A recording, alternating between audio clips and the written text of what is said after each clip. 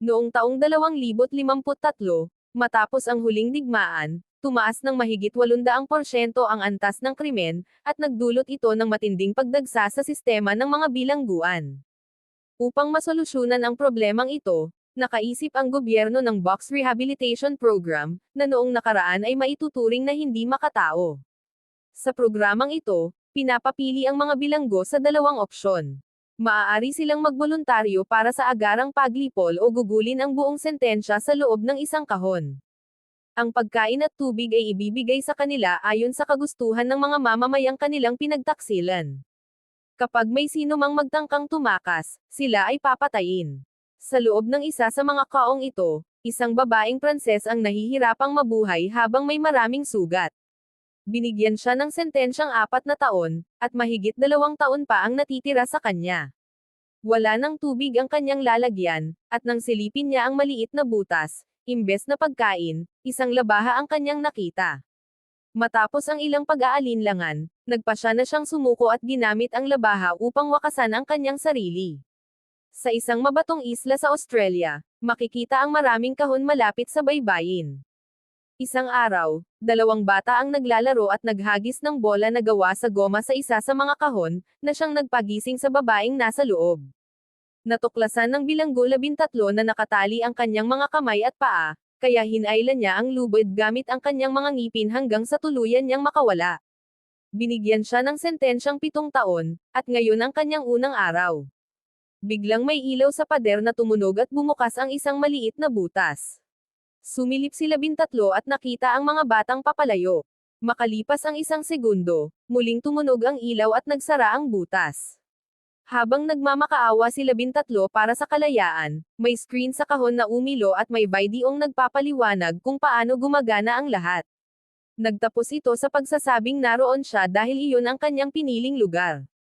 Nawalan ng kontrol si 13 at hinampes ang mga pader habang sinisigaw na siya ay inosente. Siya ay umiyak at sumigaw hanggang sa mapagod at makatulog. Pagkalipas ng ilang oras, muling bumukas ang butas, kaya inilabas ni 13 ang kanyang lalagyan para sa pagkain, ngunit walang nangyari. Pagkatapos, sinimulan niyang siyasatin ng mabuti ang bawat bahagi ng kahon, umaasang makakahanap ng paraan upang makatakas. Gayunpaman, kapag hinawakan niya ang isang bahagi ng masyadong matagal, siya ay nakakaramdam ng bahagyang kuryente. Hindi siya nito napigilan. Nagpatuloy lang siya sa paghahanap hanggang sa wala nang magawa. Habang lumilipas ang mga oras, nagsimula si 13 na mahirapan sa pagiging mag-isa kasama ang kanyang sariling isipan at kinakamot ang kahon gamit ang kanyang mga kuko bilang tanging libangan. Samantala, sa ibang kahon, may isa pang bilanggo ang nagigising. Ang kanyang sentensya ay 2 taon, at mahigit 500 araw pa ang natitira sa kanya. Minsan, may naririnig siyang boses na nagtatanong kung siya ay buhay pa. Isang gabi, sinubukan niyang pakialaman ang light panel, na agad namang napansin ng kamera sa loob ng kahon. Tumunog ang alarma at may boses na nag-anunsyo na nalalapit na ang paglipol bago magsimulang bumaba ang mga bakal na baras mula sa kisame. Sumigaw ang bilanggo sa takot at humingi ng tulong sa bukas na butas, ngunit walang sumagot.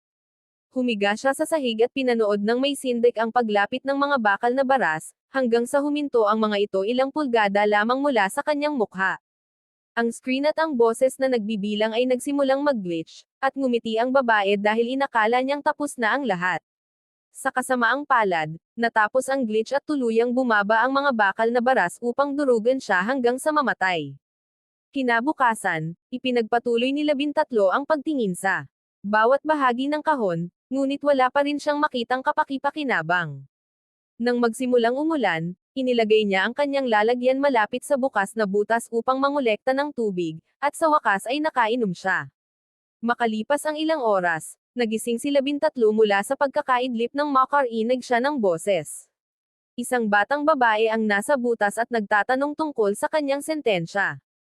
At nang marinig nitong 7 taon iyon, sinabi niyang malamang ay isang politikal na kaso si 13. Pinuno ng bata ang lalagyan ng sariwang tubig at iniabot ang maliit na supot ng pagkain na agad namang kinain ni 13. Pagkatapos, pinaalalahanan siya ng bata na ang mga mamamayan ang magpapasya sa kinabukasan ng bawat bilanggo, at hindi pinansin si 13 nang sabihin niyang siya ay inosente. Habang patuloy ang paglipas ng oras, nararamdaman ni Labintatlo na unti-unting nawawala ang kanyang katinoan. Hindi na niya kayang tiisin ang pag-iisa, kaya kinuha niya ang lubid at sinubukang wakasan ang kanyang sarili. Sa loob ng ilang segundo, hindi siya makahinga, ngunit nang malapit na siyang mamatay, kusang bumitaw ang kanyang mga kamay sa lubad. Pagkatapos nito, nawalan siya ng kontrol sa sarili, napagtantong hindi niya kayang kontrolin kahit ang sarili niyang kamatayan. Makalipas ang ilang buwan, buhay pa rin si Labintatlo at nakakulong pa rin sa kahon. Binigyan siya ng mga buto na nakabalot sa isang piraso ng pahayagan, kaya inilagay niya ang mga ito sa mangkok at inilapit ang papel sa butas upang makakuha ng liwanag. Sa kasamaang palad, ang mga artikulo ay nasa wikang hindi niya mabasa. Umiyak si Labintatlo habang nararamdaman niyang siya ay pinahihirapan. Makalipas ang ilang oras, inilabas ni Labintatlo ang kanyang braso sa butas at naghanap hanggang sa matagpuan niya ang bola na gawa sa goma. Ngayon, mayroon na siyang mapaglilibangan. Patuloy na lumipas ang mga araw na pare-pareho at nakababagot. Natutulog si Labintatlo, naglalaro gamit ang bola, at tuwing binubuksan ng control panel ang butas, tumitingin siya sa kapaligiran upang makakuha ng sikat ng araw. Hindi nagtagal, nagkaroon siya ng mga sugat sa katawan na araw-araw ay lumalala. Samantala, sa ibang kahon, isang lalaki ang dumaraan sa kanyang 5 taong sentensya. Nakumpleto na niya ang 1,000 araw, kaya sa puntong iyon ay parang wala na siyang emosyon at paulit-ulit na lamang sinasabi, narito ako dahil ito ang pinili ko. Isang hapon, kinuha ng isang drone ang kahon ni Labintatlo at ibinaba ito sa isang kagubatan na kinaroroonan ng 12-dosenang bilanggo. Bumalik ang batang babae at tinanong siya kung ano ang ginagawa niya. Kaya sumagot si Labintatlo ng rehabilitation. Pagkatapos, ibinahagi ng bata na nagbabasa siya ng Shakespeare, na matagal nang ipinagbawal. Hindi kilala ni Labintatlo ang pangalang iyon, ngunit nilinaw niyang marunong siyang magbasa. Hindi lang siya pinapayagang gawin iyon sa loob ng kahon, matapos ituro na hindi maaaring magkaroon ng rehabilitasyon kung walang mga libro, hinawakan ng batang babae ang kamay ni Labintatlo at binigkas ang isang linya mula sa Romeo and Juliet. Napahanga si Labintatlo at umasa na balang araw ay mababasa rin niya iyon. Kaya sinubukan ng bata na ipahiram sa kanya ang libro. Ngunit tumanggi si Labintatlo dahil ayaw niyang magkaroon ng problema. Binigyan siya ng bata ng pagkain at nangakong babalik upang basahan siya. Pagkaalis ng bata, patuloy na iniisip ni Labintatlo ang paghawak nito at ang mga labi nito, kaya nauwi siya sa paggawa ng malaswang bagay gamit ang kanyang kamay habang nire-record ng kamera ang lahat. 1 taon matapos magsimula ang kanyang pagkakakulong, kumakain si Labintatlo ng mga buto mula sa isang supot at nakakita ng isang maliit na libro na nakatago sa loob nito. Humiga siya ng nakatalikod sa kamera bago ito buksan at natuwa nang makita na ito ay Romeo and Juliet. Ang pagbabasa ng mga makatang linya ay nagbigay sa kanya ng kaunting pag-asa. Sa susunod na makatanggap si Labintatlo ng sariwang tubig, hinugasan niya ang kanyang katawan at sinigurong malinis ang kanyang mga sugat upang maiwasan ang impeksyon. Masakit ang paghawak sa mga sugat, ngunit tiniis niya ito. Pagkatapos, itinapon niya ang maruming tubig palabas. Nahuli ito ng kamera at itinuring bilang pag-aaksaya ng tubig, kaya ibinalik ang kahon ni Labintatlo sa baybayin. Makalipas ang ilang panahon, muling bumisita ang batang babae at nagtaka kung ano ang ginawa ni Labintatlo upang ilipat siya. Sa halip na sumagot, tinanong siya ni Labintatlo kung paano niya pinipili kung sino ang papakainin. Ipinaliwanag ng bata na naglalakad lamang siya at kinakausap ang pinakamaraming bilanggo hanggat kaya niya. Ngayong araw, tila may paparating na bagyo kaya kailangan niyang paikliin ang pagbisita. Tinanong din ni Labintatlo ang kanyang edad at nalaman niyang 16 na ito, dahilan upang aminin niyang naaalala niya rito ang kanyang yumaong kapatid. Patuloy na lumipas ang mga linggo at tanging pasasalamat na lamang ang sinasabi ni Labintatlo sa maliit na libro. Itinatago niya ito sa isang siwang sa kahon at maingat na inilalabas tuwing nais niyang magbasa ng isang linya, palaging nakatalikod sa kamera. Minsan, sa sobrang kagustuhan niyang magbasa, umaasa na lamang siya sa liwanag ng buwan kahit hindi ito kasing lakas ng araw. Isang araw, muling inilipat ng drone ang kahon at pinanood ni Labintatlo habang lumilipad ito sa ibabaw ng karagatan. Pagkalapag, may isang taong lumitaw sa butas habang kumakain ng mansanas para lang asarin siya. Umiyak si 13 habang humihingi kahit isang kagat at nagmamakaawa ng awa, ngunit sinabi ng lalaki na hindi siya magpapakita ng awa sa alinman sa mga hayop na nasa mga kahon. Kung siya ang masusunod, lahat ng bilanggo ay papatayin ng walang pagkakataon para sa rehabilitasyon. Matapos ang maikling pagtatalo, sinabi ng lalaki na handa siyang makipagpalitan. Makakakuha si 13 ng mansanas kung papayag siyang gumawa ng malaswang bagay sa kanya. Dahil sa matinding gutom, pumayag si 13 at yumoko, inilapit ang kanyang likuran sa butas. Habang inaabuso siya ng lalaki, nahuli sila ng nagbabantay na drone at agad nagpaputok. Napatay kaagad ang lalaki at isang bala na pumasok sa kahon ang tumama sa binti ni 13. Sa kabila ng matinding sakit, inabot ni 13 ang mansanas sa labas at mabilis itong kinain. Sa kasamaang palad, natuklasan niya na ang mansanas ay puno ng mga uod at nauwi siya sa pagsusuka. Nang gabing iyon, nagising si 13 dahil sa alarma. Ipinaliwanag ng isang boses na ang pakikipagpalitan para sa pagkain ay labag sa mga patakaran, kaya siya ay paparusahan. Kailangang dumaan si 13 sa 7 araw na walang tulog. Ito na ang tanging babala na matatanggap niya. Kapag muli niyang nilabag ang mga patakaran, siya ay papatayin. Isang maliwanag na ilaw ang binuksan sa loob ng kahon at hindi tumigil ang pagtunog ng alarma. Kaya sa loob ng susunod na 7 araw, hindi nakatulog si 13. Sinubukan niyang takpan ang kanyang mga mata at tainga gamit ang kanyang damit ngunit walang epekto. Wala siyang magawa kundi sumigaw sa sobrang inis habang nararamdaman niyang unti-unting bumabagsak ang kanyang isipan. Minsan ay tumitigil ang alarma at sinusubukan niyang matulog, ngunit sa sandaling ipikit niya ang kanyang mga mata, muling tumutunog ang alarma. Sa loob ng linggong iyon ng kawalan ng tulog, umabot si 13 ng 2 taon sa loob ng kahon. Makalipas ang ilang panahon, napansin ni 13 na may mga taong masayang namumuhay sa labas ng kahon.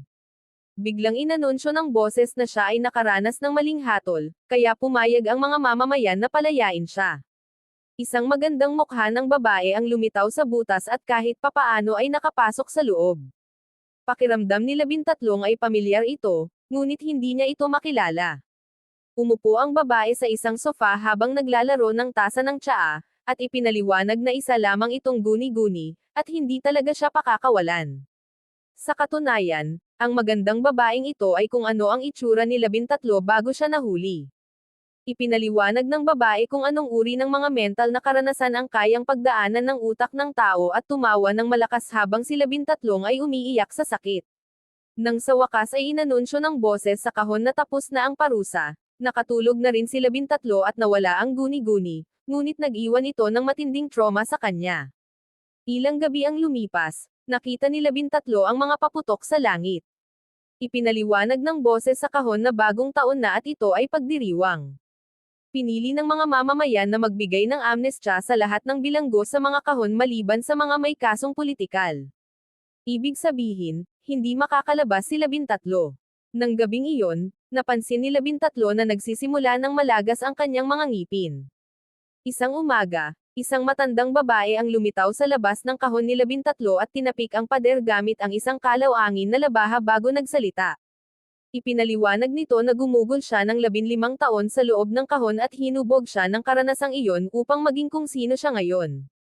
Ibinigay ng babae ang labaha kay 13 bago sabihin na kinamumuhian niya ang taong kanyang kinahiligan maging. Tinitigan ni 13 ang labaha sa kanyang balat ngunit hindi siya naglakas loob na gamitin ito. Kalaunan, muling dumaan ang batang mahilig kay Shakespeare, at ilang segundo ring inabot bago napagtanto ni 13 na totoo ito. Matapos punuin ang lalagyan ng sariwang tubig, hinawakan ng bata ang kamay ni 13 at binigkas ang linya mula sa libro, kaya sa pagkakataong ito ay natapos ni 13 ang pangungusap. Makalipas ang ilang buwan, lumaki ng husto ang tiyan ni 13. Lumabas na siya ay buntis dahil sa nangyari sa lalaki na may mansanas. Sa susunod na pagbisita ng bata, sinabi nito kay 13 na nais siyang iligtas ng kanyang mga kasama at hayaan siyang tapusin ang kanyang sentensya sa kanilang pangangalaga. Dahil sa kanyang sinabi, nag-activate ang alarma at nagsara ang butas habang tumatakbo palayo ang bata. Wala nang nagawa si 13 kundi sumigaw sa sakit dahil sa pagkawala ng kanyang pagkakataon. Makalipas ang ilang linggo, isang bagong lalaki ang lumitaw sa butas. Napansin niya na buntis si 13 at mayroon pa siyang 4 na taon na natitira, nagtataka. Ang lalaki kung makikilala ni 13 ang awa at itinuro ang isang kahon na nasusunog. Para sa kanya, ang mabilis na kamatayan na lamang ang dapat hilingin ni 13, ngunit tumanggi siyang tanggapin ang alok nito. Kalaunan, napansin ni 13 ang tubig na tumutulo mula sa kisame at inabot niya ito upang tanggalin ang isang maluwag na tornilyo. Ginamit niya ito upang kiskisin ang kanyang mga kuko bago niya ito mahulog. Pagkatapos, kinayod niya ang butas na iniwan ng tornilyo, umaasang mapapalaki pa ito. Makalipas ang ilang buwan, nagsimula nang makaramdam si 13 ng pananakit ng tiyan. Lumuhad siya at pilit na hanggang sa maisilang ang sanggol. Mahigpit niyang niyakap ang bata habang pinuputol ang pusod gamit ang kanyang mga ngipin. Sa sandaling iyon, tumunog ang alarma at inanunsyo ng boses sa kahon na nilabag ni 13 ang isa pang patakaran sa pamamagitan ng pagdadala ng pangalawang tao sa loob ng kahon. Dahil dito, isasagawa ang paglipol. Biglang napuno ng gas ang kahon at nakatulog si 13. Pagkagising ni 13, natuklasan niyang kinuha ang kanyang sanggol. Sumigaw siya habang nawawala sa sarili at nagmamakaawa na ibalik ang kanyang anak. Matapos ang 4 na taon ng pagkakakulong, patuloy na hinahampas ng malakas na bagyo at malalakas na alon ng dagat ang kahon. Dahil sa mga butas na ginawa ni 13, patuloy na pumapasok ang tubig at naaapektuhan ang light panel. Nang abutin niya ito upang maghanap ng mapapakinabangan, nag-glitch ang sistema dahil sa tubig at sumara ang butas sa kanyang braso. Sumisigaw sa matinding sakit, pilit niyang hinaila ang kanyang braso ngunit hindi niya ito maalis at lalo lamang nasaktan. Di nagtagal, muling nag-glitch ang sistema at bumukas ang butas, sa wakas ay nakalaya siya ngunit bali ang kanyang braso. Makalipas ang ilang oras, nakakita si 13 ng isang insekto at tinapakan ito gamit ang kanyang paa. Pagkatapos, kinuha niya ito at kinain, halos masuka sa proseso. Patuloy pa ring pumapasok ang tubig, kaya nag-ipon siya nito sa kanyang lalagyan, ngunit hindi nagtagal ay nagsimulang bawain ang kahon. Kahit napapalibutan ng tubig, sinubukan pa rin ni 13 na basahin ang kanyang libro. Kalaunan, tumaas na ang tubig hanggang sa halos hindi na siya makatayo. Natukoy ng sistema ang ilegal na panghihimasok at inanunsyo na isasagawa ang paglipol. Habang pilit na lumulutang si 13 upang manatiling buhay, dumating ang isang drone upang kunin ang kahon. Ngunit habang ito ay lumilipad, tinamaan ito ng kidlat at bumagsak sa lupa. Nahulog din ang kahon at kalaunan ay tinangay ito ng mga alon. Kinabukasan, 3 kabataan ang naglalaro sa baybayin. Napansin nila ang kahon na inanod papunta sa dalampasigan, kasunod si 13, ngunit hindi nila ito pinansin at umuwi na lamang. Siguraduhing mag-subscribe at i-on ang notifications para makapanood pa ng mas marami pang ganitong video. Salamat sa panonood.